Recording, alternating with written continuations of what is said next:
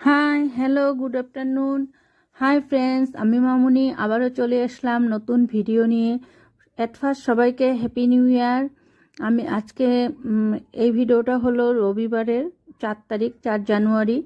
আমরা সবাই মিলে চলে গিয়েছিলাম পিকনিকের উদ্দেশ্যে। অনেক দিন থেকে ইচ্ছে ছিল, বলতে পারো ছোটোবেলার থেকে এই জায়গাটার মধ্যে যাওয়ার আমার খুব ইচ্ছে ছিল, কিন্তু কিছু কারণবশত যাওয়া হয়নি। আজকে হঠাৎ করে চান্স হয়ে গেল, তো সবাই মিলে বেরিয়ে পড়লাম। জায়গাটা খুব সুন্দর। চলো কমপ্লিট ভিডিও তোমরা দেখো, দেখার অনুরোধ রইল। এই ভিডিওটা যদি তোমরা না দেখো অনেক কিছু মিস করবে, জানতে পারবে না জায়গাটার বিষয়ে। চলো পাশে থেকো। আর এখানে এতটাই ভিড় তোমাদেরকে কি বলবো। আমরা গাড়িটা অনেকটাই নিচে রেখে 1.5 কিলোমিটার মতন হেঁটে চলে আসলাম উপরে, পাহাড়ের উপরে।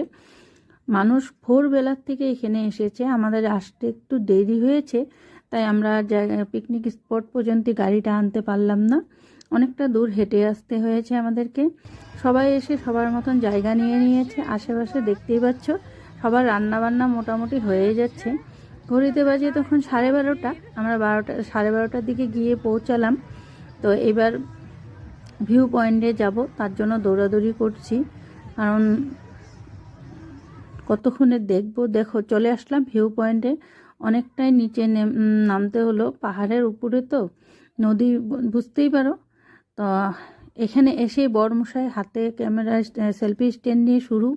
আর সোনু ওইদিকে দাঁড়িয়ে জল দেখছে, আর আমি বসে বসে দেখছি ওরা কি করে। অল্প ভিডিও করে নিলাম তোমাদের জন্য। এখানে বাঁশ দিয়ে একটা ব্রিজ বানিয়ে নিয়েছে।